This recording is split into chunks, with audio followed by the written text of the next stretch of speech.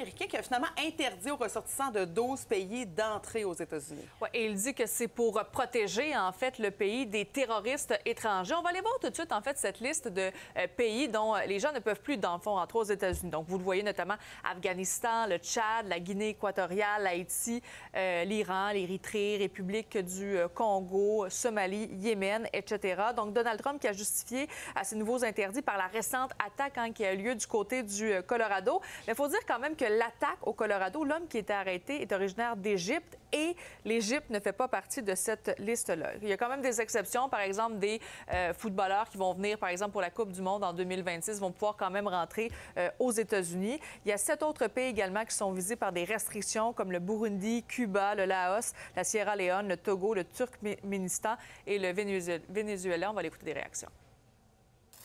Yeah, of course, from many years that Afghans are facing a problems with taking a visa for US, like even the case holders are not getting their visas. Afghans are having problems from many years, not from now. Donald Trump qui a aussi un appel téléphonique avec le président chinois. Oui, concernant la guerre commerciale, on sait que c'est un appel qui est attendu depuis quand même relativement assez longtemps. Donc, Donald Trump, lui, qui a dit que c'est un appel très concluant, positif avec Xi Jinping. Le président chinois aurait même invité, en fait, Donald Trump à venir le visiter en Chine. On sait qu'actuellement, c'est très tendu entre les deux pays. Je rappelle que les États-Unis avaient instauré des tarifs douaniers de 145 % La Chine avait répliqué avec des tarifs de 125 %. Finalement, les deux pays ont décidé de diminuer les tarifs. Mais pour l'instant, on ne sait pas qu'est-ce qui sort, en fait, vraiment de cette discussion-là, à part que ça a été positif, selon Donald Trump. Et finalement, le président américain qui lance une enquête sur un possible complot autour du déclin de Joe Biden.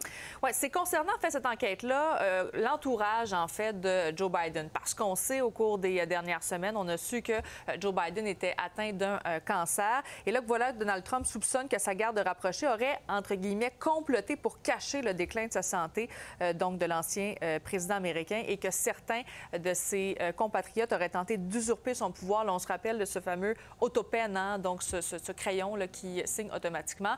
Donc, l'enquête va être là-dessus. Également, je termine simplement en disant que Donald Trump, actuellement, accueille le chancelier allemand du côté... Si les gens ne veulent pas vous écouter, il faut boycotter. Vous n'avez rien à perdre. Qu'est-ce que nous gagnerons si nous irons à la francophonie au Rwanda? Je pose la question. On va gagner quoi? Tshisekedi est parti na poto magamba francophonie wana. Macron l'a humilié publiquement. Macron lui parle de cher Paul. Il loue Paul. Il parle de la guerre en Ukraine. Il parle de la guerre, je ne sais pas dans quel village du monde. Il ne cite pas de la guerre au Congo. La France, là. C'est-à-dire que Macron a insulté les 18 millions de morts. Et Tshisekedi a vendu.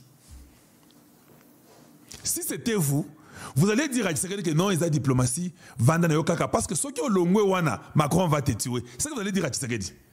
Heureusement que Tshisekedi, il s'est mis debout, il est parti. Les jours suivants, il est parti. Et voilà comment ça a été très bien pour nous. C'est ça être...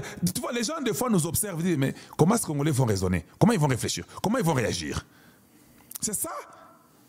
Mais si ça ne dépendait que vous, les conseillers et toutes les autres personnes de la mauvaise qualité, oh non, président, aussi au Komiawa, moi je pense qu'il faut aussi ça à Bilokoyo, Togoye Banini, Togo répondre. Tu vois un peu quand vous êtes aussi trop stupide, vous conseillez très mal. Au fait, quand Macron n'a pas cité les Congolais, le président Tshisekedi était poli pour partir demain, les jours suivants. Moi, quand vous insultez les Congolais, vous ne citez pas les noms. Avant même que la phrase termine, je prends toutes mes choses, je suis sorti. Je suis sorti. Oh non, Sokabimi, Sokabagobomaye. Papa, quelqu'un mourra qui a son jour, vous aussi. Vous, c'est quoi ça finalement? Kabila, c'est dans quelques jours qu'il va mourir. Parce que c'est écrit comme ça.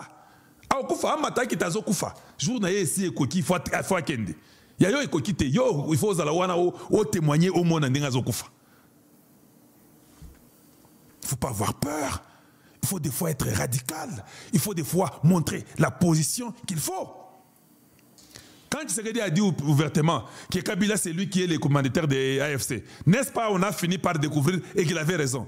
Maintenant, s'il n'avait pas dit, il fallait quand même mindele ba ko bisabiso. Biloko ba francophonie, il faut dire ko ba kisango, il faut pas ko kendango. J'ai suivi les cas Kwamba, tout ça en Ouganda. Je n'ai même pas vraiment envie d'en parler parce que ce n'était pas au fait aussi important que ça.